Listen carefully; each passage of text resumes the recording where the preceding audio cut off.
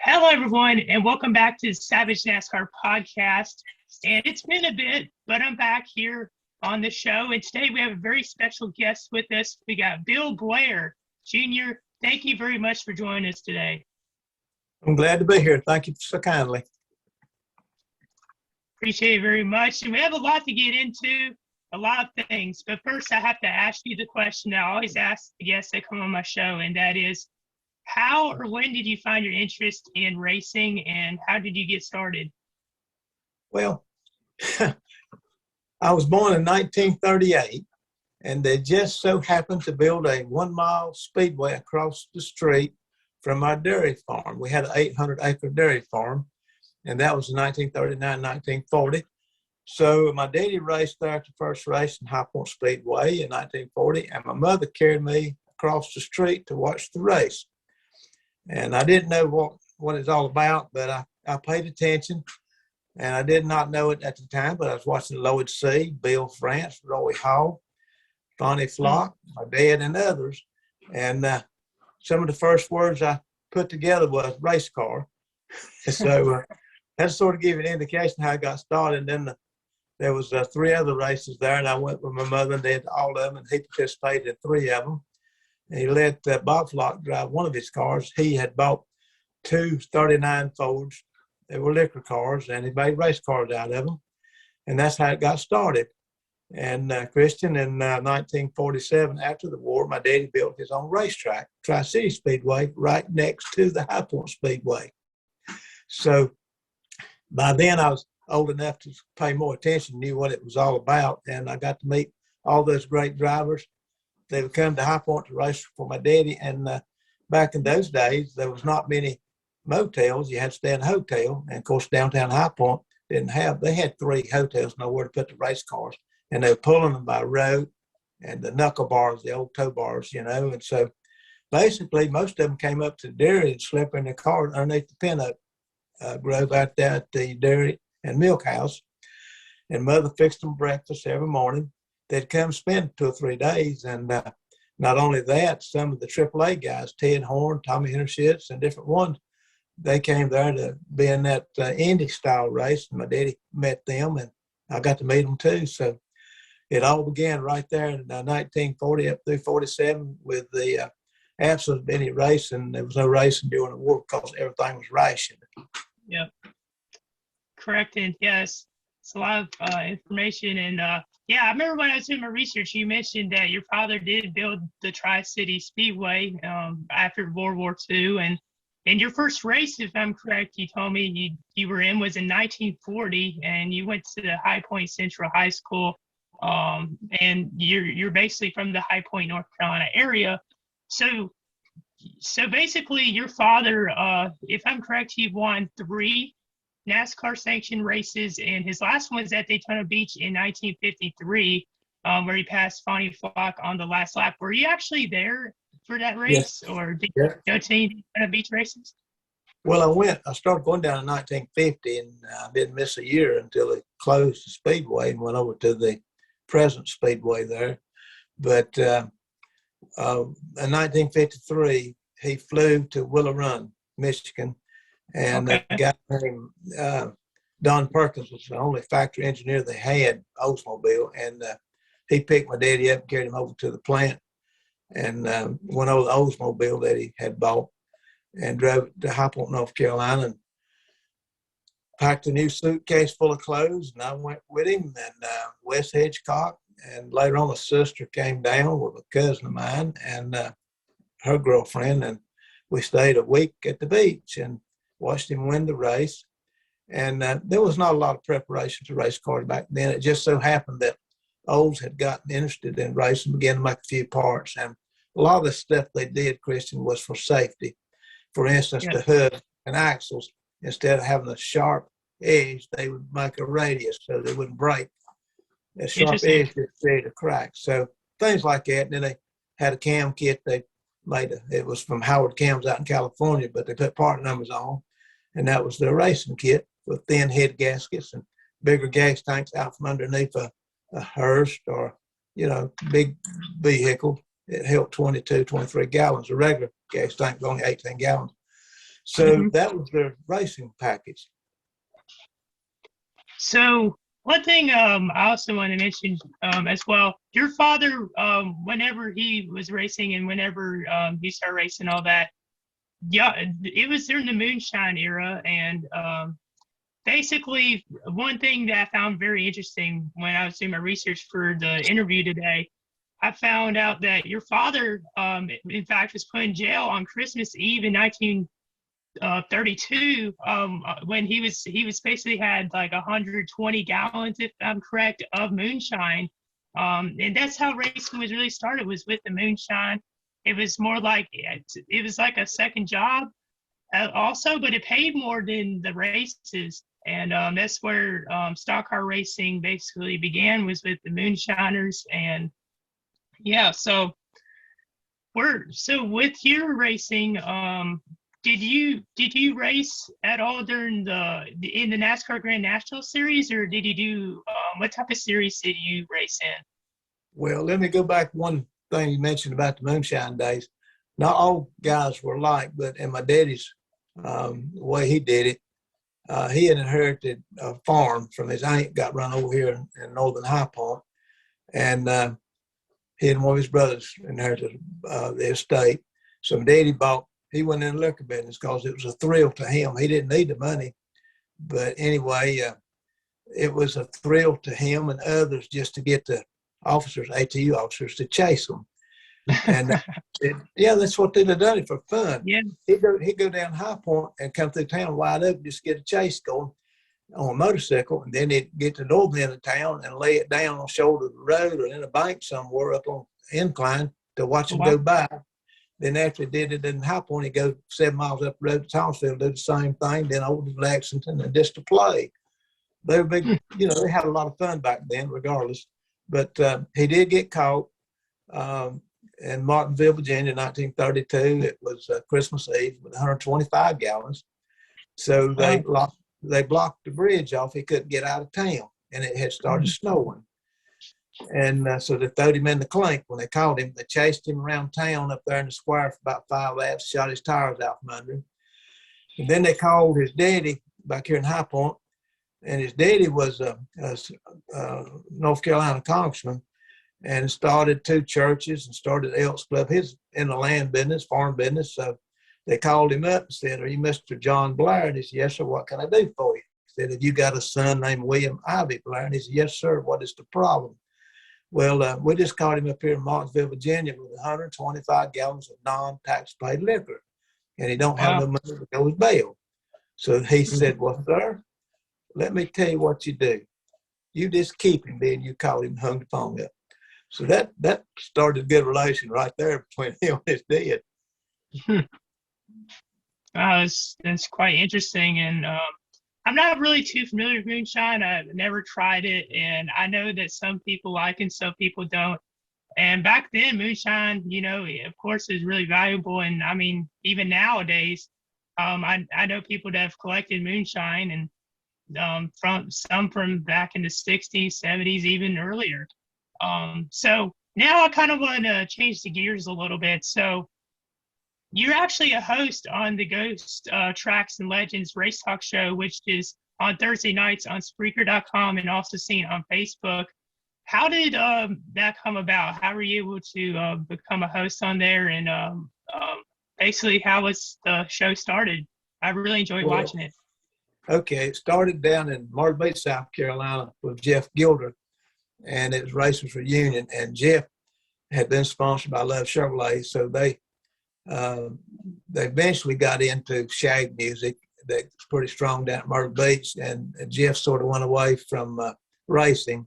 And Tim Lemming was a host on that show, and he always did the interviews with different racers, and I was one of them, so that's how I met him. But eventually it went away, and we're down at Hillsborough one day at Okanichi celebration of stock car racing at that Hillsborough Speedway. So a guy named Dan Henson, who is into radio, was there, and so was Tim Lemming, and I introduced them. And I told them at that time, why don't y'all get together and start a new show? So they did, and they started Ghost Tracks and Legends, and I was on the first show.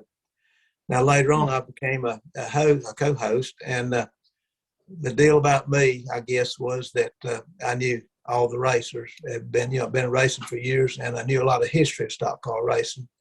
And so if somebody wanted to know something about the 40s and 50s, they generally would call me, and a lot of times I would know what they needed to know. And that's how it got started. And I mean, I want to tell you like this. Stock car racing in the early days, I saw it in color. I didn't read it in a book. I didn't have nobody to tell me. I was there. So, that's just the way it was. So I guess that's what they used me for, was to bring that to the table so they'd have people to interview. And Tim I don't think he knew all the people I knew. And I still know a lot of people I haven't talked to, but it's hard to get these people. So many of them has passed away, Christian. I mean, they're no longer with us. So if you go back to somebody that saw a race in 1940, it's only a handful left. And I just happened to be one of them and got started again in 1946. So I guess that's where I come into play, that I have the knowledge about the early days. I saw it firsthand. That's awesome. And that's a great answer. And, as you mentioned, like with the books and all that, when I was first started watching NASCAR, and I had got a couple like NASCAR history books, I only saw it in, black and white. I wish I would have been able to see in color, because it looked really, really awesome. And I wanted to mention real quick that not only recently have you been being a host on the Ghost Tracks and Legends Race Talk, you actually got interviewed by Fox 8 News recently, and you were on Lost Speedways for the Daytona episode. So Fox 8 News is, if I'm correct, they're a station located at north of North Carolina, and they came for the Moonshiners and Racers reunion, which occurred on September 11th, a great event. We'll get into more of that later. But you were interviewed by Fox 8 at your race shop. Can you tell us a little bit more about the race shop and how the interview came about? Sure. I've dealt with Fox 8, a wonderful group of people. It's a TV station here in High Point, and they got a program called Roy's Folks. And Roy used to have the deal about going around interviewing people, not only in racing, but most anything of interest. So I've been dealing with them, over probably 12, 15 years or more, and wonderful people there, and they all like racing. And so they, we had the event up at the Mount Airy, North Carolina, Moonshiners and Racers reunion. So I called down there and talked to Thad Tucker, and he came out, and we talked about it. And he came up to Mount Airy on Saturday and also filmed what was going on up there. So they gave us good coverage with that. But, that's our relationship here. They like racing, and they like to know. There's so much interest around this area about early stock car racing. And, that's our history. And Mount Airy, that's the reason they were so interested in doing the event up there. See, we lost Hillsborough. They went defunct, and we had to, if we was going to do anything to get together, we had to find a place. So I took it upon myself, my wife and I, Sheila, and contacted the folks in Mount Airy, and they just tickled to death to do it. And the whole town is behind it, including the mayor. He said, we got to make this bigger. And of course, the town benefits all the people coming up there, going in and out the stores. You see the men folks out looking at the race cars. We had probably 90-some race cars, vintage race cars up there September 11th, and had 85 people sign autographed racers, and the old racers. Bobby Allison was there, and Travis.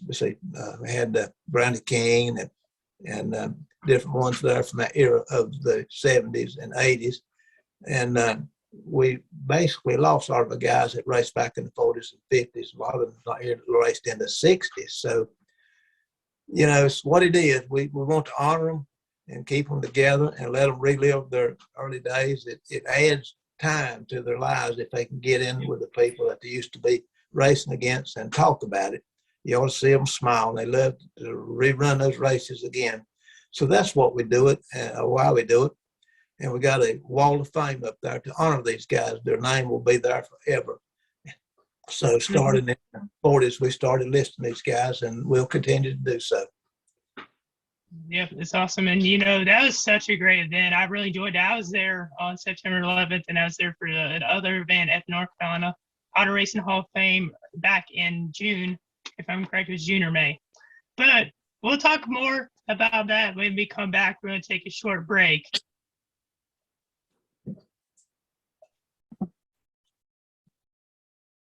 Hello, everyone, and welcome back to Savage NASCAR Podcast. We just took a quick break. We were recently talking about the Moonshiner and Racers reunion, which took place at Mount Airy, North Carolina on September 11th.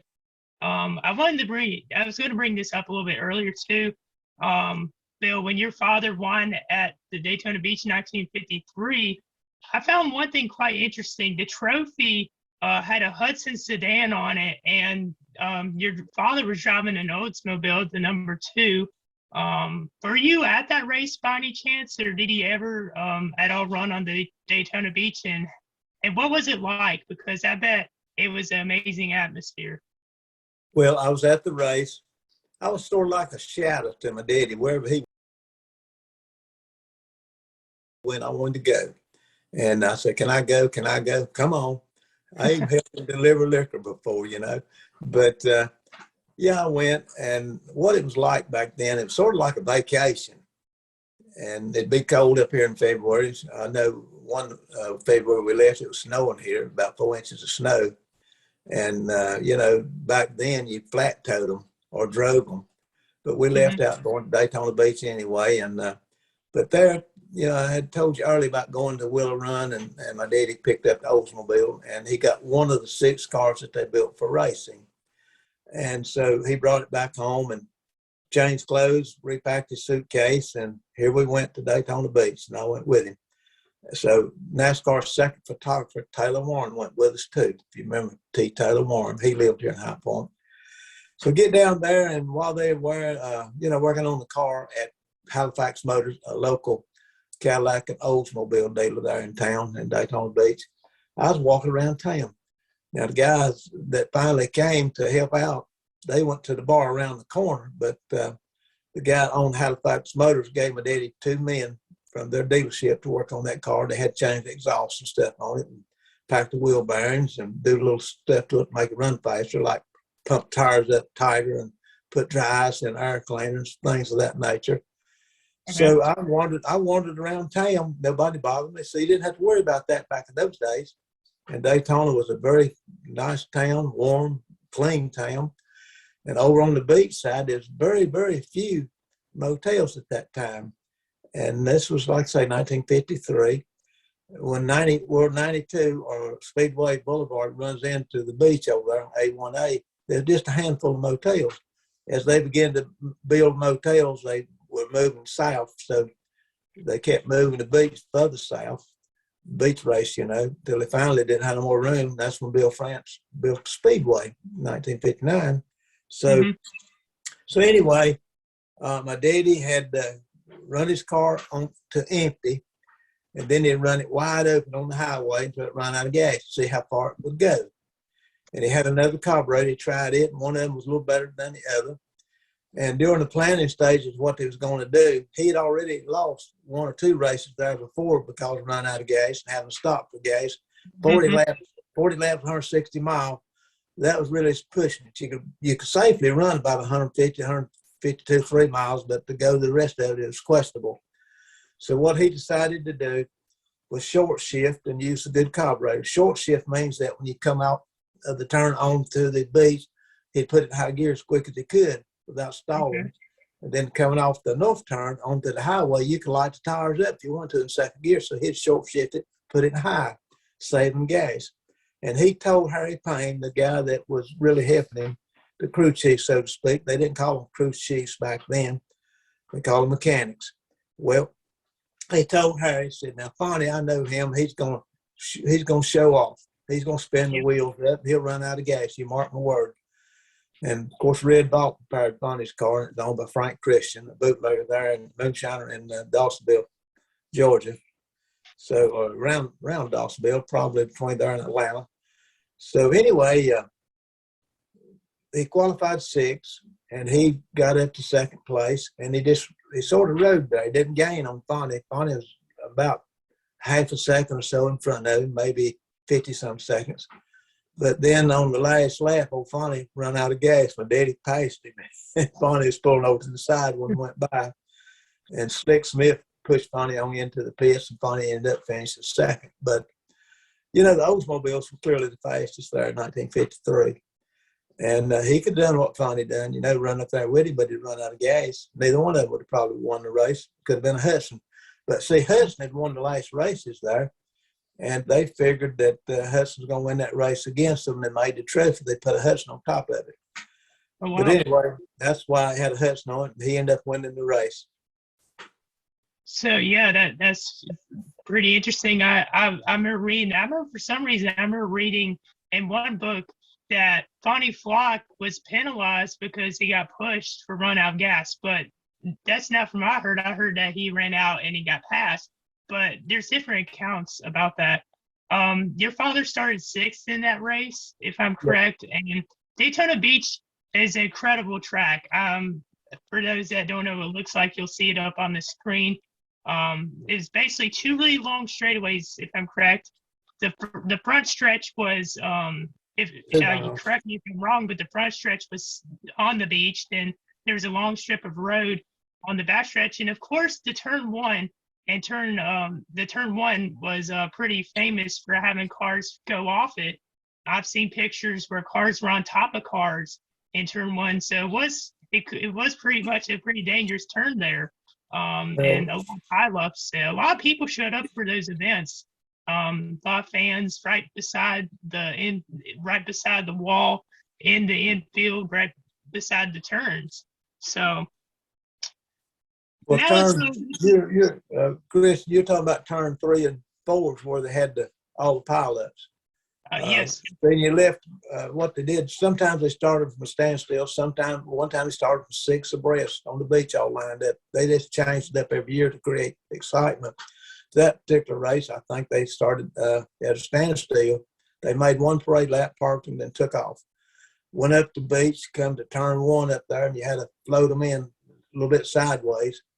And you get into the middle of that turn, you had to start getting back in the throttle. You downshift to second gear, and you could spin the wheels if you want to, turn the car sideways, but that wasn't the quickest way around there. You had to pedal it like you was driving in snow or ice until you got out on the pavement, which was A1A, and you went down. There's a narrow 2-lane road. I mean, if you pass somebody, you could reach out and touch the car you was passed. That's how close they were. And it's really tricky. Some of them ended out in the palmettos, you know, and some got killed going down that backstretch, got tangled up, cut the other one off.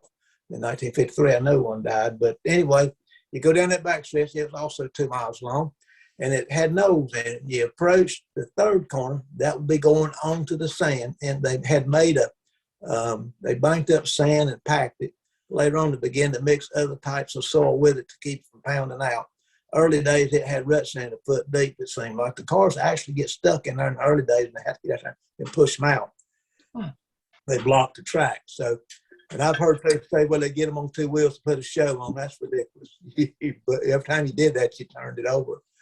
Well, anyway, what would happen going down that backstretch, these boys come from up north. You didn't get to practice, see, before you raced. You could run out on the sand, and you could challenge one another, bet money out there, you know, and they'd race at night out on the sand. There wasn't no traffic. So that's the way it was back then. And as you come down that blacktop, there's a knoll there before you get to the turn. So when you get within 200 or 300 foot of it, maybe 400 foot, you don't know the turn is there, because when you top the knoll, there it is. And there's Johnny Brunner standing on the side of the road with his flag, you know. Then they finally built a little flag stand up off the ground to get him up in the air so he wouldn't get run over. Well, they'd put stalls in the sand on the side of the road with a flag on it, red handkerchief or something, and that lets them know when to let up, start getting on the brakes. Well, what my daddy would do, and some of his buddies, they'd go out there at night and pull them stobs up and move them on down closer to the turn. So next day when they race, they come down that blacktop, wait to approach that flag there and that little stob so they know where to let up. And when they come up on it, it's too late. They're in that turn. And that's what started them going over the bank. Yeah. And then some of us, after you run about 6 laps, didn't have no brakes. I mean, that back then it was just stock brake line and then drums and stuff. I didn't know about cooling them. The only thing they would do, I mean, when they said cool them like they do today, run air ducts and fans to them, what they did in the early days, they'd run out next to the water and on the sand, and it would throw water and sand, wet sand up under the car, and it helped cool the brakes when they get them on the back of place, stuff like that. And it cooled the tires down. The tires would get so hot from applying the brakes, sometimes it melt the bead on the rim and they lose pressure naturally. So that's how they cool them going up the beach, you know. But there's 40 laps around that thing, 2 miles up, a tenth across to the blacktop and back down 2 miles going south and cross over again another tenth. So it's a 4.2. I heard some of them say 4.1. I believe it's 4.2, whatever. You had to make 40 laps. If tide didn't come in, you made 40 laps, but sometimes it come in early. You didn't get to complete the race. And funny, you cannot be pushed across the finish line, but they pushed him into the pits. And by the time he got gas, the race was over. Yeah, it's quite interesting. And with Daytona Beach, you mentioned earlier about how sometimes they start a race 6 wide. If I'm correct, that I don't remember which year. It might have been 1952 or 51 was the record amount of cars that ever started an NASCAR race. If I'm correct, there's 136 cars entered into one of those races. And the Daytona International Speedway was built in 1959, and they stopped racing at the beach. But I got to walk on the beach in 2019 when I went to the Daytona 500, and you could still see some people are allowed to actually drive on the beach still. You occasionally can find pieces of metal and all that. Depends how far you walk down. So, I'm sorry. I don't know what, Christian, I don't know what they're finding. The metal they find would be more race cars because the tides took it out years ago. Well, yeah, that's a good point. I thought I saw some metal, but, you know, it was a couple years ago and I honestly forgot. But, so now I was going to ask you a little bit more about Mount Airy. So at the Racers Reunion, part of the event that took place on September 11th, I actually have with me one of the programs or one of the flyers. But I remember the last thing that was there, everyone drove their cars down to the old Mount Airy Speedway, which is now basically a cornfield down this giant embankment or valley area. Did you ever go to the old Mount Airy Speedway? Can you tell those the viewers more about that for those that don't know about the track? Sure. Mount Airy Speedway was built in 1946 and it closed in 1949. The promoters, one of the Golden brothers, run off with the money and didn't have the money to pay the gates. You know, they took the gate receipts and left. So that's the last race they ran there. But in 1946, right after the war, a lot of the guys started their careers right there. Jim Paschal, for one, he started his career there. And Buddy Schumann was there early. Kurt Turner was there. My daddy, Jimmy Lou Allen, Pap White, Glenn Dunaway. But they paid a little more money there than they did the other tracks. So the other tracks basically, Christian, was the fairgrounds, half-mile tracks. And they began to build them right after the war. So, but Mount Airy, you know, was the first 3/4 mile dirt track built, and it was along the river. And to get into that track, you had to cross an old bridge over the river. And that bridge was no doubt out of logs. And I still remember it would move as you went across, like it was hanging from a cable or something. But I'm not sure, but it made a lot of noise when you crossed it. There was no fence around that track. If you didn't make the turns on the backstretch, you run into the river. So you didn't want to do that. But the front straightaway was there was a hillside that's part of a mountain, and they terraced that hillside of that mountain for the people to see, spectators. And you can see them doing the race up there, jumping around, swatting at their legs, hitting their hands against their back. They'd get into the yellow jacket's nest, you know. And it was right fun to watch. And but it was a great place to go watch a race. And the people that parked up on the hill on top of the mountain, it's like you scraped the mountaintop level, but a tremendous parking lot. You had seen that where if you went out this past September to the parking lot above the track. And that at one time had been part of a mountain. But anyway, as you parked up there and you walked, paid your money to go down, sat down on one of the terraced out seats of the hillside, you got to watch the race. And the track was dirt. They hauled in dirt from somewhere else to build the track with. It was different. The soil out there in that old field was cow pasture, and it was sandy. At one time, no doubt, been a river bottom, but it wouldn't pack up like you wanted to. So they hauled red dirt from somewhere, some kind of dirt, truckload after truckload, and started in 1946. My daddy won a couple of races up there. Jimmy Lou Allen won some, Buddy Schumann. And a lot of guys made a name for themselves and established a following or reputation by racing up at Mount Airy. And the track, as I said, was closed in 1949. I think they had a skydiver or two that was going to land in the middle of the pasture and the infield there, and they landed over in the trees in the river. I remember hearing about that. Yeah. Then they had some like Joey Chitwood hill drivers up there. They staged a lot of stuff, but that's what happened at Mount Airy in 1946 through 1949, early stock car racing. And there was a lot of racers from up there around Mount Airy. R.E. Brim was a track champion at several of those tracks up there, and he was a moonshiner too. And they chased him right down Main Street at over 90 mile an hour. And they didn't catch him until he ran out of gas, and he hopped out and ran through the woods and hid and spent the night with a friend of his that lived near the property. And they got his car, and he had to go back later and claim that somebody stole his car, and they didn't believe that. It cost him $800 to get his car back. But there was a story to that, you know, he had to get a lawyer to get him out of jail, keep him from pulling time. That's a really interesting story. I never heard that before. And, you know, one thing, as you mentioned, and one thing that I heard when I was at the racing reunion in September, earlier this month, and that track, it sounded quite dangerous. And I know that they actually used to have horse races there, if I'm correct. Yes. Well, and there's a lot of other fairgrounds tracks in North Carolina. There's a lot. And one of them, Cleveland County Fairgrounds Speedway, that was in Shelby. There's 2 Shelby tracks in North Carolina that I've been to before. And there's just I feel like North Carolina is like basically the capital of stock car racing. That's pretty much where it all got started. NASCAR was founded in Daytona, but stock car racing was founded with moonshiners and basically in North Carolina and Virginia. So now talking about lost speedways and about tracks that are no longer alive, I guess.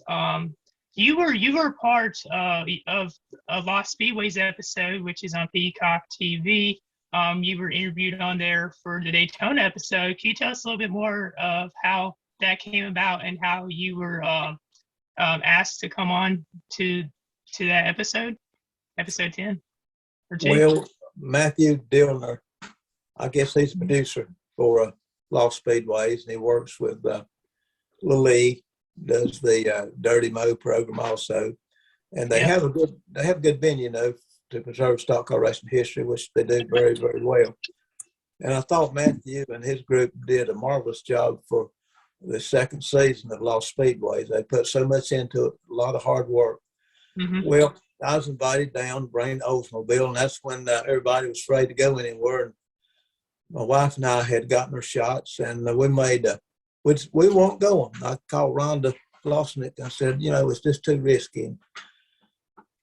And, you know, when I talked to her about that, I just had tears in my eyes. I sure was going to miss that. And I love the beach, Daytona Beach, and I got a lot of history that I was involved with there and with my dad and some others that I went with. And it's just a big part of my life. So I was sitting here one day and I told Sheila, I said, you know, we got to go. So I called Rhonda up and told her, so we're going to be there. We're going to come. So we left on Friday morning, got there Friday night, got up Saturday morning, went to the beach at about 5:36, did the deal with Matthew and his group.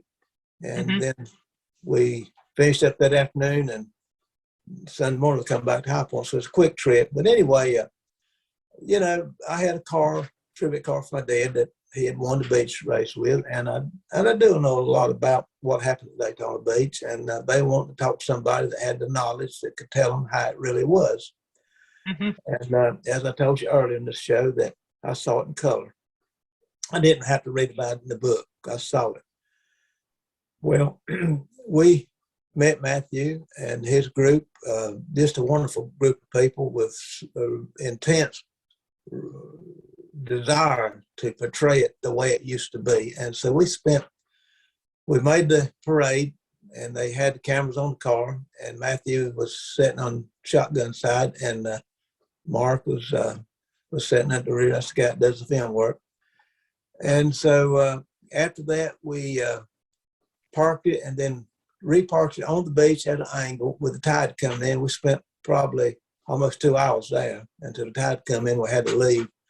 But they probably had about 3 hours of footage. And then they also interviewed Dink Widenhouse, Johnny Allen, and some others. And I think they went back and interviewed Buzz McKim, Lightning Epton at the Racing North Turn. And so the Racing North Turn is built right off, almost on the old North Turn of the beach course.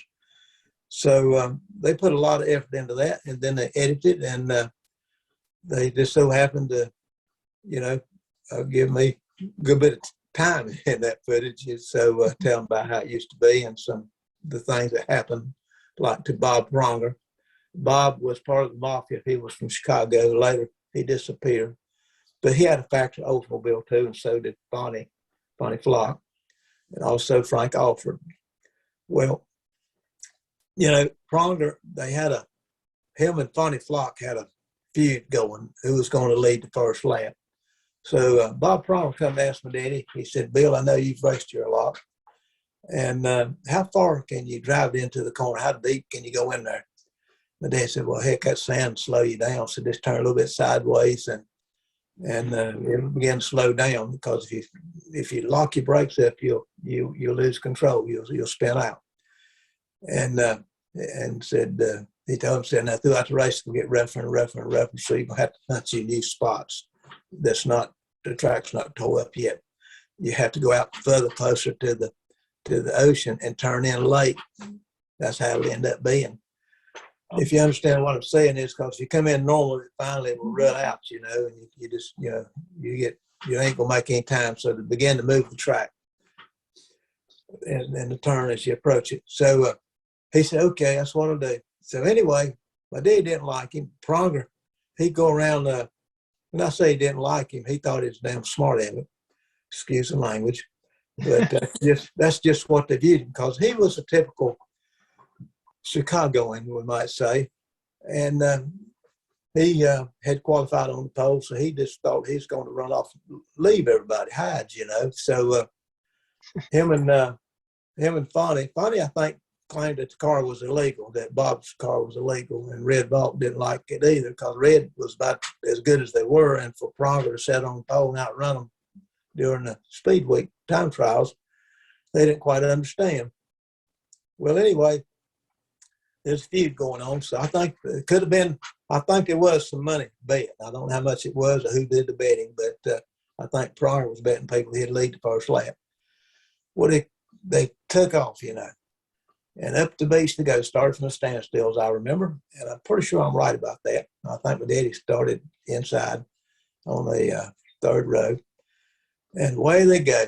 And when you look up the beach, watch them disappear, there's a looks like a sandstorm, but it's the wet sand off that beach. The tires throwing it up, and they had about a 40-mile-an-hour wind coming off the ocean that day, blowing inward, and it was carrying it in the air. So they would disappear into this mist, a fog of sand and moisture. So what I did, I run across the sand dunes to watch them come down the backstretch. And my daddy told me not to do that. He wanted me to stay right there in the pits where the guys could watch after me, because I was, about 13 years old and 14 years old. But anyway, I went. Everybody else went, so I went too. So I stand along the highway. Well, when they come down that blacktop, they come by so quick that I didn't have time to move back, and it blew me backwards. And I mean, I stand right on the edge of the road. If I'd stayed right there, that'd been within 2 foot of me, running 120, 25 mile an hour probably. So I landed on the seat of my britches, and I got up and dusted my britches off. I went back over to the other side. I didn't go back over there. But what I didn't know had happened, when they went out of sight, this is what my daddy said. Now, I get this from him. His firsthand from this, didn't read it in the book. When they went into that turn, Pronger shot out. When the others started braking, slowing up, Pronger didn't. He took my daddy literally that you could drive that far into that turn. He shot out of there like a rock out of a slingshot. He went off the top of that bank, flipped in the air, landed on the top, rankled up real good. And the fans run out there and helped him turn. It was landed over on the old road, the blacktop that they had run down the beach, but it was on the far end of it, no traffic. He went across the top of the the turn, right by. They had some box seats sitting there. He almost landed in their laps, But he landed on his top and rankled the car real good. And they turned it over on his wheels, and so he fired it up and drove back to the pits. I think he parked it. He may have made one lap, but he parked it. So that's the story on that deal. But that's what happened. Crazy. I remember reading I remember reading that before, I think. And I mean, nowadays we would say he just sent it in there. He just just sent it in there without braking. But man,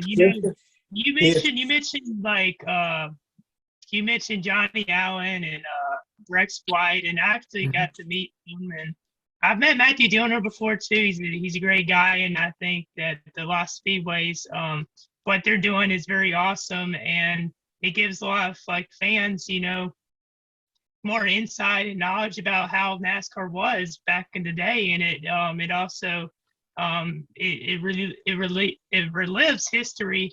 And it's just really awesome to see. It is sad, of course, that those tracks are gone that have been featured on there. And I think it's just great what they're doing with that, with their remote media and all that. And it's just really cool to see. But so you mentioned also, the Daytona Beach, and we've talked about that for a good bit now. But I kind of want to shift gears again and talk more about the Moonshiners Racers reunion. So this is, if I'm correct, this is a group. It was I don't know, when was it founded, and how did it come about? Because I know that you've been putting a lot of effort into it. You've been helping get the events done and basically making it all happen. Well, Christian, as I said before, we had been going to Occoneechee Speedway, later known as Hillsborough, for a good number of years, and they finally quit doing it. So we had nowhere else to go. And when I say we, a bunch of my friends, but no big deal. We would go to the beach each year, go to Mooresville to the Walk of Fame, and also Tots for Toys, Toys for Tots, that Don Miller does each year. Well, I was talking to Karen Bisco. She's from Mount Airy, and I asked her, what about Mount Airy? You think that'd be a good place to have that? And I thought it would, but I want to ask her about it. She said she did think it would be a good place to go. Her husband, Billy, I think he didn't know. He didn't think it would work. But anyway, she and I was up there one day getting a hat fixed. In fact, this hat right here, Tri-City Speedway. And it was called Mount Airy Embroidery Shop. And so the lady in there that was fixing my hat for me, she's got these machines that does all this. She tell them what you want, and they fix it. And it's right on Main Street, downtown Mount Airy, which is about 5 blocks long. Beautiful place, the foothills of Blue Ridge and Fancy Gap. And so I asked her about the old racetrack. Yeah, I know about that old racetrack up here. And it's out on Racetrack Road. And I said, that's right. I said, do you know the people on that? She said, sure. The lady the lady right over here next to me across the intersection here, downtown there on, I think it's Franklin Street. I think Gail's on the south side and Broadway Shop's on the north side of it. She said she's got a toy store over there, and said she owns it, her and her brother. So after I got my hat, I went over there to meet her. And she was busy, so she and I walked inside and stood around there till she was through with her customers. She said, "Do you want to speak to me?" And I said, "Yes, ma'am." I'm Bill Blair, and I'd like to talk to you about your old racetrack out here. She said, yeah, I've heard of you. There's a guy in here not long ago mentioned it, but he never did come back that they won't talk to him about doing something at the old racetrack, but they never come back. So anyway, I said, well, I told her who it was that I talked to him, and he told me that it was in litigation. Y'all couldn't do anything there. She said, well, I don't know about no litigation. Said, my brother and I own it. There's no litigation. And if we want to do something there, we could do it. I said, well, here's what I'd like to do. Present this to you, see if y'all be interested. So I told him about, bringing the race cars to town, park them on Main Street, and have a big tent put up and have autograph sessions with the old drivers, crewmen, and car owners and so forth, and do a deal for them to sign autographs, and then maybe parade out to the track. So we used to have a parade at Daytona, and which we still do, but they almost stopped it, last year. But anyway, we paraded around the old racetrack at Occoneechee. That was an old mile track there. So I asked her about doing it up there on that 3/4 mile track. So anyway, she said, well, let me get with the event director. She said, I don't know why we cannot do that. Now, her name is Gail Hole Hyatt. If I got that right, Sheila, I hope I have. But anyway, I think I have. I always get it mixed up, Kristen, but I know her brother's name, Howard Hole. So anyway, they had a meeting and called us, Sheila and I, and we went up there and met with them. And I think Ed Heinz went with us. He likes this old stuff too. And he's got the filming of our out here at shop, Blair's Race Shop. We do it live on internet, as you know. Mm-hmm. Well, anyway, we had the meeting and talked it over and had about 3 or 4 more meetings and got that deal going. And our first season, I think, was a success. We had 40-some race cars and probably 60-some people there for autographs. We made out the parade out to the racetrack. It was led by a 47 North Carolina Highway Patrol car, and out there and parade back to town. And it was beautiful. Just a wonderful event. And then, of course, in 2020, we were canceled by the Chinese virus. And then this year, it was a success, great success. We had, I think, we had about 50 cars in that parade, but some of them still on Main Street. If you get out there, you got to bring a car home and get them back. We don't know who done that, but I guess they're playing a prank on us. But what happened, it was 9/11, as you know, and one of the firefighters had passed away in Mount Airy, and they asked us if we'd hold our parade up for that firefighter that was being buried and the ceremony and everything. And they were, I guess, going to the funeral. Funeral was headed out to the graveyard site. So we waited a while for that. And so our parade was delayed probably 45 minutes. And we had, not as many as I would hope to go out to the track. But anyway, we'll make that very clear next year, and we'll probably have 60, 70, 80 going out to the parade. But we had, about 85 signed autographs this year. And as I said, at 4:30, we still had 82 cars, and some of them already left.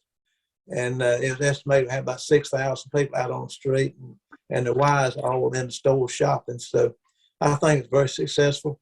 The mayor said that he wanted to make it bigger, that they all behind us and support us. And they just more or less turned the town over to us.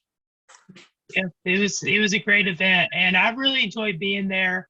And it was just very awesome to see all the cars from different years. I mean, we saw cars from the 90s, we saw cars from the 80s, 70s, 60s, and onwards. And there's just so much that went on that day. I mean, there's driver autographs, like you mentioned. We had speakers. You were speaking there. People who were inducted into the Walk of Fame. And it was just a very awesome event. And I feel like it will keep on growing, and hopefully we could, continue to make this known and spread even larger. I feel like it was a great turnout when I was there. I met people that I was friends with on Facebook that I hadn't met before.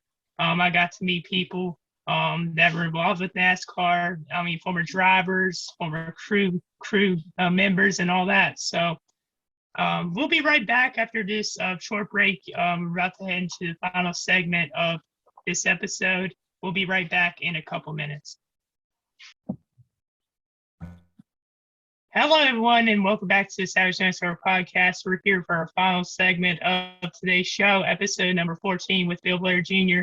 And we've had a lot of topics we've discussed so far, a lot of insight, a lot of information and things that I didn't know. And I really appreciate you coming on once again, Bill, for this episode. So now I wanna share a little bit about how I was able to find out about the Racers Union, how I found out about it. You mentioned earlier on in the show about Tim Lemming, and whenever I've talked to Tim, I met him through Facebook, and he introduced me to a lot of things in regarding how NASCAR media works and how he got started. And he told me about the Racers Reunion. He's like, "Hey, you should go," and I'm like, "All righty, I'll check it out." It was the May event at the North Carolina Auto Racing Hall of Fame, and through there, I was able to connect with people and meet people in the NASCAR media industry. I mean, former drivers like there. I met you there. I met Bobby Allison, Rex White, Dink, Winehouse, and then the most recent event. There was a lot more people there, and yeah, I've been always intrigued with NASCAR and learning about how NASCAR was back in the 60s and 70s and 50s, and I consider myself like someone that's very knowledgeable about the sport, but being able to learn about how NASCAR got started, learning more stories from drivers and from people like you, Bill, it's just really awesome, and it's really been intriguing. So now let's talk a little bit more about with racing. I know we kind of brought this up at the beginning of the show, but I was going to bring it up again. So how long did you race in particular? I know that you say you started racing back in the 50s, and how long did you race? Did you race for into the 60s or 70s? Well, Christian, as I said earlier, I followed my daddy like a shadow. And he was well known for bringing stuff to the table. Here in the South, he had the first quick change rear end, also the first dry sump system. He got that from Grandco, Andy Granatelli, the Granatelli brothers from Chicago. He bought one of their engines out of the Indianapolis car they had crashed trying to qualify. And it was dry sump. And so, and he's well known for being able to build a pretty good race motor. And I learned a lot of stuff just by watching him. I remember one day I was trying to help him, and he was rotating the crank assembly, and he was doing it by his hand. He could feel it. It had a tight spot in it, and he'd take it apart and clean the bearing up with a piece of broken glass. He made a knife out of it, edger, and he could peel the bearing. And then he used light sandpaper to smooth it back over and wash it. And so I was trying to do that too, and I run my finger down between the counterweight and the edge of the block pan rail. He had to back it up, so I get my finger out, and I left out of there slinging my hand, I took my nail off. Well, you might say I learned the hard way, but he was pretty smart when it came to engines. And so when I started, I was going to races with him and Jim Paschal. He helped Jim Paschal get started. Of course, Paschal later on drove for the Petties, and Tom Freak won the World 600 twice. And Jim learned a lot from my daddy. My daddy helped get him started. So between those two, I went from up north all over the Midwest to Florida, just going to races. I'd be late to school sometimes. They started, late in the year, and I wouldn't make it for the first week. I'd be somewhere racing with my parents or Jim Paschal. Well, I never did drive a race car back then. I always would try to work on the car and learn. Okay. And so I began to get knowledge of engines. And when Paschal started in 56, he started in 55 Oldsmobile, I started helping him. I helped him with the motors, him and Jim Lou Allen both. And this, whatever you need to do, Paschal wheel bearings, didn't make no difference. See, back then they didn't have specialists. And you didn't need 40 people to get your race car to the racetrack like they do today. You didn't need those semis. You either drove it or towed it. And we towed them. And then 56, Paschal and I worked together on engines, and he began to let me do the engines. Went up to Milwaukee one time for the Road America race and overhauled the engine in Paschal's Mercury in a big warehouse that Bill Strop associate had rented. And Strop walked up to the car. Paschal was knocking the pistons and rod assembly down through the hole from the top, and I was hooking up the rod cap from the bottom and torquing them. And Strop asked him, I knew it was Strop. I recognized his voice, and he says, that little fellow know what he's doing down there? And the pastor said, oh, yeah, he knows what he's doing. But anyway, I just come up through the ranks. And then in 56, Pascal's going to give me the old car, which he did to start racing. And so I started putting it back together and getting that pieces for it and had it about ready except the motor. In France, somebody from Nascar called him up and said, we need some convertibles. So Pascal made it, he took my race car and made it convertible. I wasn't disappointed. I was sort of relieved because I had no idea what to expect. And I did, I felt relieved, I'll have to admit that, but, it could have been a different outcome for me, later on, but it's what it is. I did get to go practice the car down in Florida at a road race there in 56. It was at the old airport there. And yeah, it was old airport there. And so Pastor said, take it out and make a few laps. And so I did. And I come out of the pits and fell in behind Joe Weatherly and Curtis Turner. So I followed them through the switchbacks and then made a left-hander, then another left-hander, and I was still with them. Going up the backstretch, long backstretch with apparently the old runway. And then you got the end of it, it's probably a good mile and a half, It got to the end of it, you had to make a left turn and come back by the pits.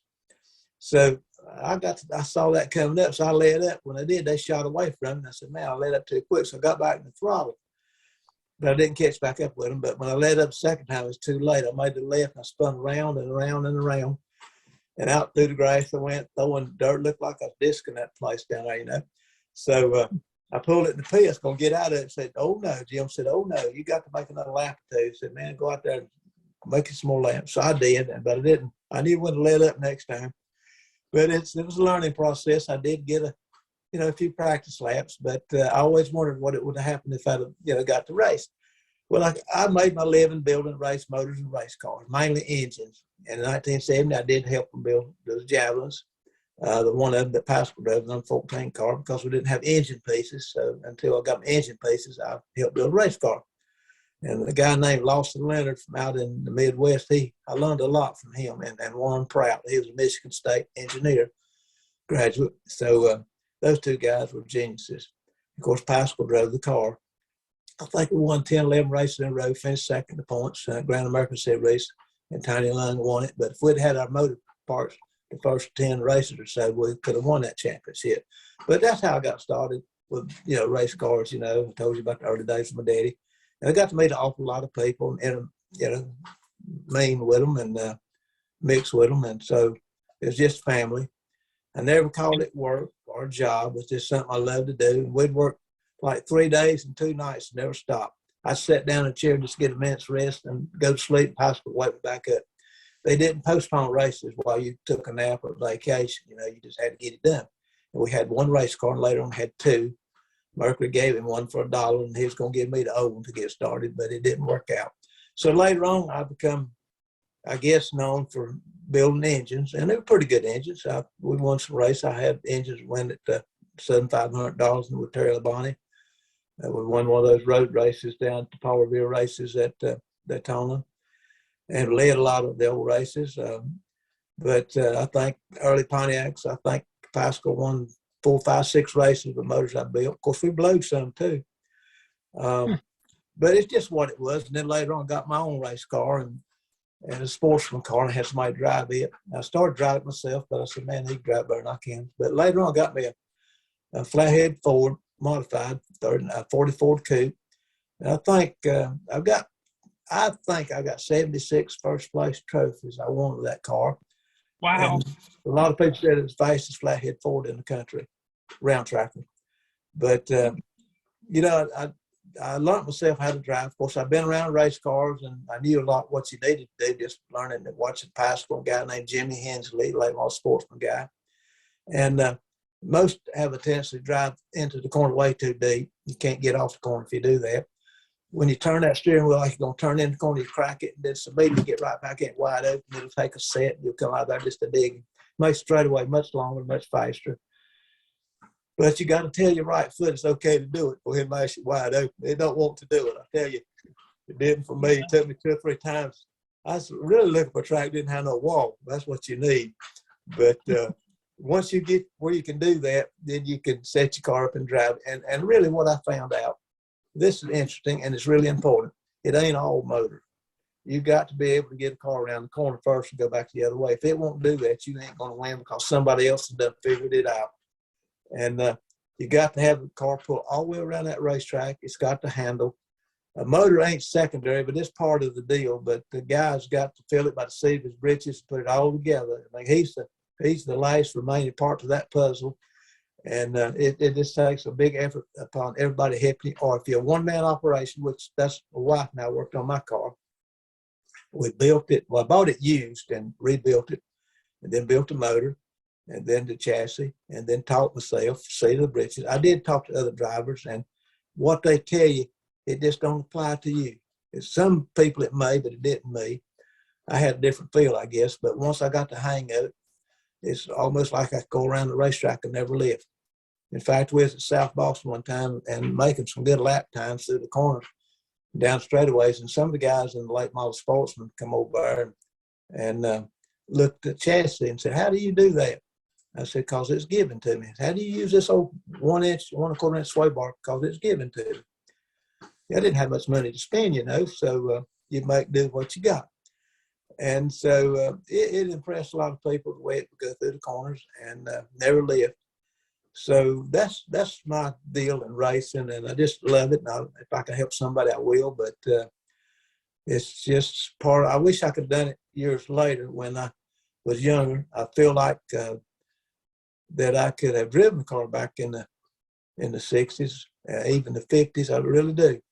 But I just never had the money or chance to do it. I had to make a living, and that's what I did. I had my priorities in order, I guess, because I saw a lot of guys starve and lose their families and lose their life trying to do something they wasn't capable of doing. But fate's what it is. But that was me.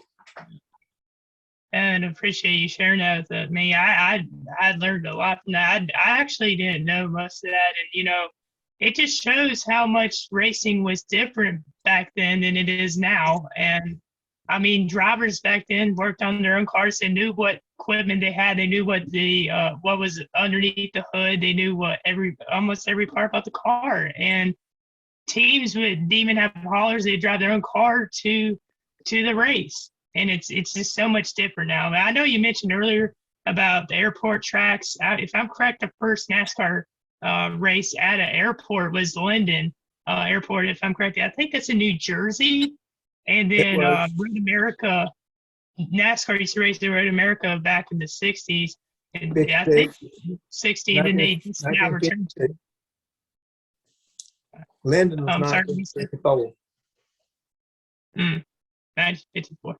And yeah, I remember that is kind of off topic, but I mean, the way you're describing the road course or the airport course it just sounded really incredible. I wish I would have been able to see what it looked like. I know that Bridgehampton Race Circuit was another race circuit that was run back in the 50s and 60s. I remember reading about that, and Bobby Isaac described it like he saw animals like beside the track, and he was just so much in the woods he didn't know what was going on. And I talked to Rex White when I met him back in May at the Racers Reunion event at the Hall of Fame, and he said that back then, of course, there wasn't many lighting for night races. It was very dangerous, and sometimes you'd just be going in there not being able to see much visibility. And I mean, he described it to me as well about how much the sport has changed. And so now I want to talk about the Wall of Fame, which is at Mount Airy, the Mount Airy Stock Car Racing Hall Wall of Fame. And it shows appreciation, honors and gives recognition to moonshiners, drivers, track owners, and even more people that contributed to stock car racing. When was the Wall of Fame first established? I know I saw it when I was there in September, and every year more people get added to it. When did that start? Well, it started this year. I went up there one day, and let me say something first. That road race was at Titusville, Florida, in Okay. 1956. It was in the latter part of the year. And the one that you're talking about in New Jersey is either 53 or 54, I believe. And Road America was in 56 because I was there, and that's what I tell you about rebuilding the motor when Strock walked up. And of course, they run others too, but road races were exciting back then, no doubt about it. I want to mention about this now. The way we gassed them back then, Pure Oil would give us gas cans, 5 gallons of gas. And then we had big old funnels. We'd walk up the car, turn that funnel up into the gas tank filling neck. And then you walk up, 2 people walk up holding a 5-gallon can of gas, turned upside down. Somebody else take a hammer and coal chisel and knock a hole in the bottom of it. And that would bend it, and the gas would rush in fairly quick. And what I remember about Road America, we called it Elkhart Lake, Wisconsin back then, by the way. And when the race was over, there was a big pile, looked like a pyramid out there, 5-gallon empty gas cans destroyed. I still remember that. But the Wall of Fame, what we're thinking about was this. When we have these shows like you today, you preserve a stock car racing history. Little E's doing lost speedways. But, you know, I date way back to the 40s. And as many of these guys dead and gone, they'll never get no recognition from NASCAR Hall of Fame. NASCAR's doing what they got to do over there. They got to sell tickets. And, of course, they have reached back and got some people. And I think they got a new way of doing it now that they'll get one from the old days and so on and so forth. I'm not sure how it works, but I think they're making an effort to do it the right way, and I applaud them for doing that. I will tell you this. This is a little bit off from the Wall of Fame, but NASCAR Hall of Fame in Charlotte, they had the 48 Proving Ground a few years ago, and it's going to do it for 4 months, and it lasted a year. I had a car over there, old 39 Ford, the one that's got Blair's race shop on the side of it. That was their biggest and most successful event that they had, or exhibit that they had to date. And that tells you that the people really loved the early day racing. And we were told that old 39 Ford, the old rusty race car that you see sitting in the shop with Blair's race shop, number 2 on the side of it, that was the most photographed item in the whole Hall of Fame. So that tells you about early days, people still interested. And you go down Daytona Beach, the Back to the Roots program, the Living Legends program, and then Rhonda and Walt Glossnick's program they have there, the North Turn, Racers North Turn, and the parade that they have, Beach Parade. There's a lot of interest. And then the books that's been written, there's still a lot of interest in early day stock car racing. So we know we're losing these guys. And people that's got knowledge, they're going to be gone one day, and you'll only read it in the book. And hopefully this book has been written by somebody that had some knowledge. Many books that I've picked up, looked at the newsstand or online, it's been written by people that's never attended a stock car race.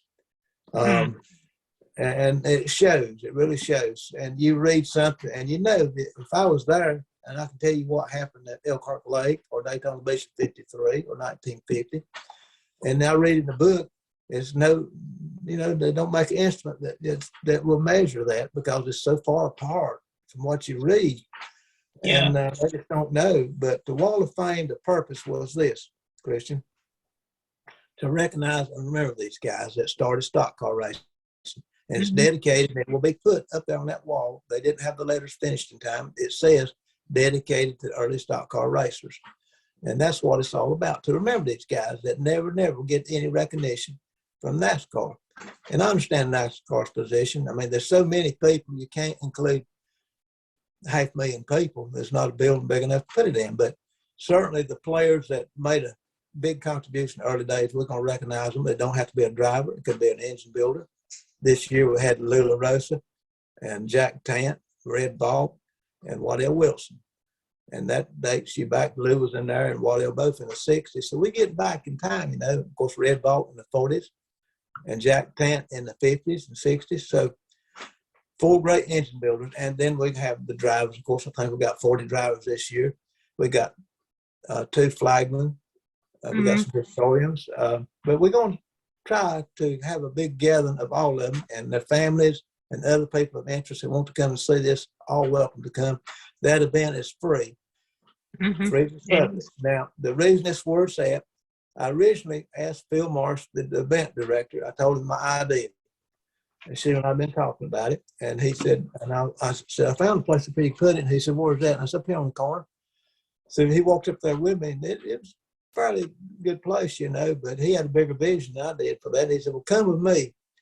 So we went down up the street, I guess heading north, on the same side of the street that Snappy's on, the west side of Main Street.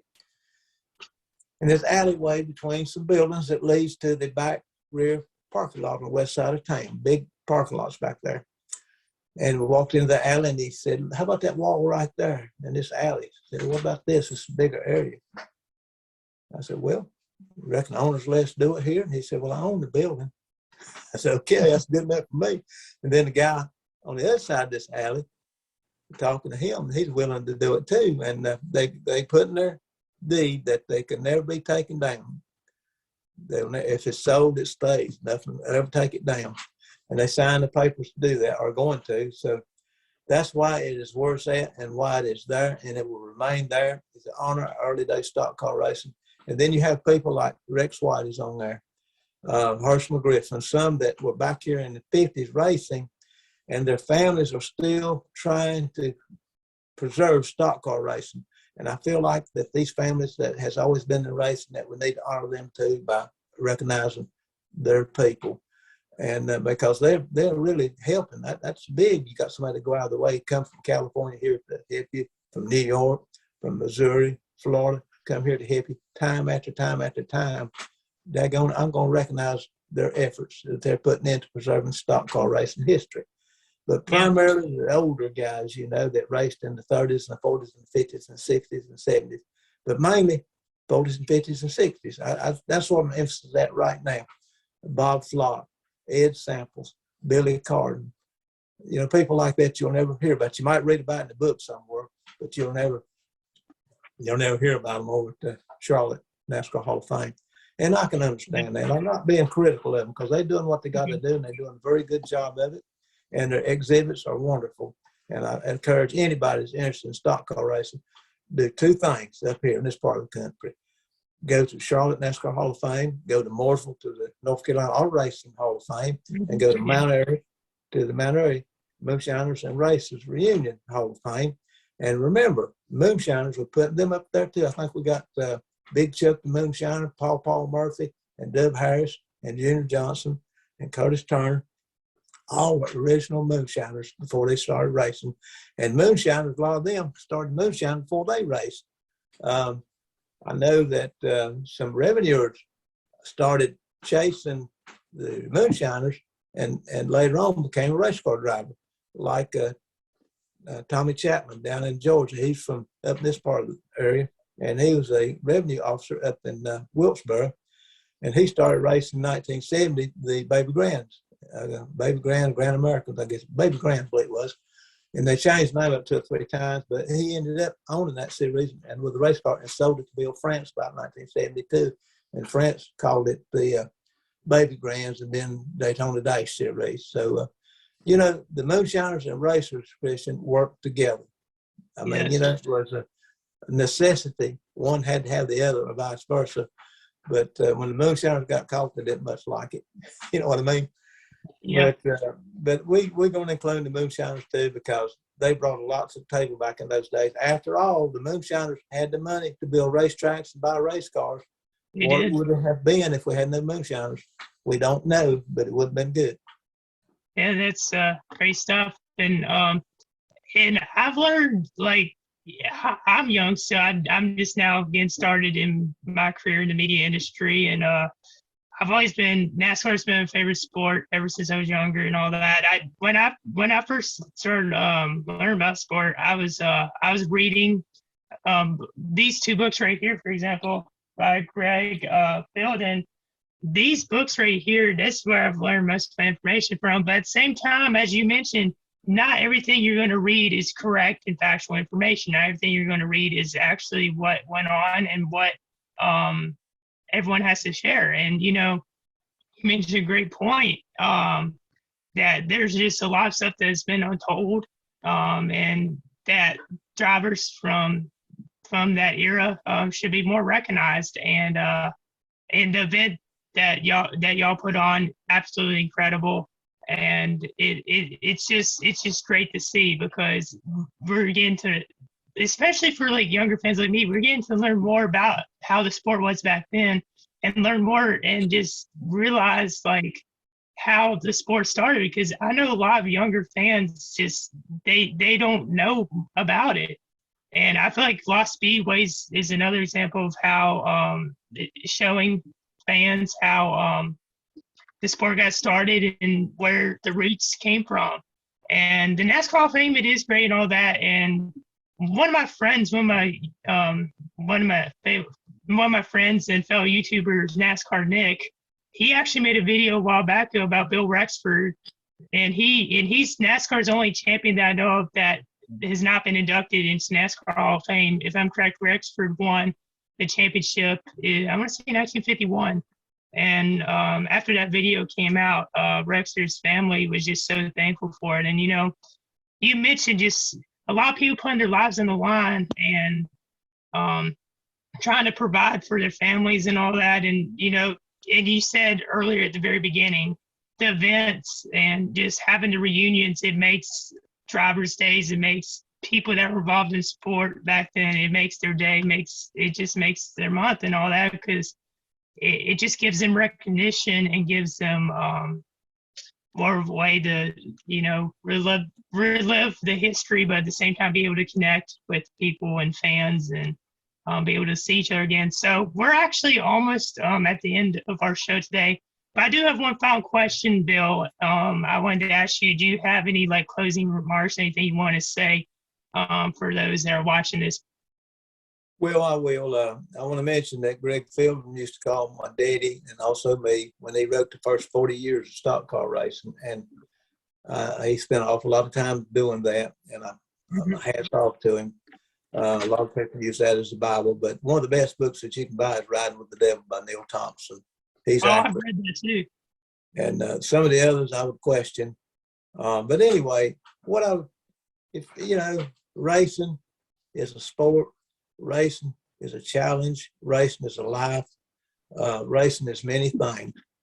But if you have a passion for the automobile, the early days of stock car racing was our romantic period of time in this country. We were a nation of wheels. When Henry Ford built the 1932 Ford, we equalized a lot of the racing because those cars had 60 horsepower motors, and that was the start of it all. I guess it really started when they had the second car. But, I look at it like this. I still enjoy it. I still watch it. I still pull for certain ones. I still pull against certain ones. NASCAR has made a lot of changes through the years. And I know that they work hard to keep the interest up. And I guess it shows now that there is a different group of people running it. But you have to admit the last 2 or 3 races they had were good races. Yeah. And so the Gen 7 car, it's just going to be another deal like we went through before. You remember when they come with the Hemis and the wing cars? My they favorite. finally borrowed the Hemis, but it'll survive. I guess the problem that we're going to have with racing is in the future, what's the culture going to be like? Will there be any more automobile engines, natural aspirated engines? Those questions remain unanswered. So, but racing, what I would encourage the listeners today and young guys certainly is go back as far as you can and find out what happened in the early days. As I said, that's a romantic period of our time, automobile being what it was. And every year we could not wait for the Motor Trends to come out because they had a preview of what's going to be released at the dealerships each year. So we want to go down and get behind the curtain and see the new cars. They have opening days, you supposedly, unless you had a connection, you couldn't see them until opening days. Well, racing was like that each year. Factories got involved in racing 2 or 3 times and they quit and so forth and come back. Now then it again. But it's so interesting. I don't know another sport that can excite me like stock car racing. I believe there's a lot of people like me out there because they keep going back and back and back. And you never get tired of listening to somebody talk about the early days. With me, the early days is my childhood, and I cherish that. And I know I can't bring them back, but I can sure sit here and think about them, and sometimes tears will come to my eyes. I remember the blind whistler singing whistling the national anthem at Soldiers Field, 1956. Chill bumps run up and down my arms. I still remember that. But it so impacted me, so impressed me, that I have a passion for it. I wouldn't take anything from what I experienced. And, I could sit right here now and cry. I loved it so much. And I'll just tell you, I loved it, and I loved it. And thank you so much, Christian.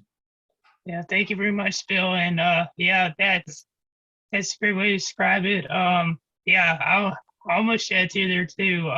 It's just a lot of things that we missed today. That I really appreciate you giving your insight and your thoughts and just sharing more about you and about the Racers Reunion, about how things been coming about. And I really appreciate you coming on here today.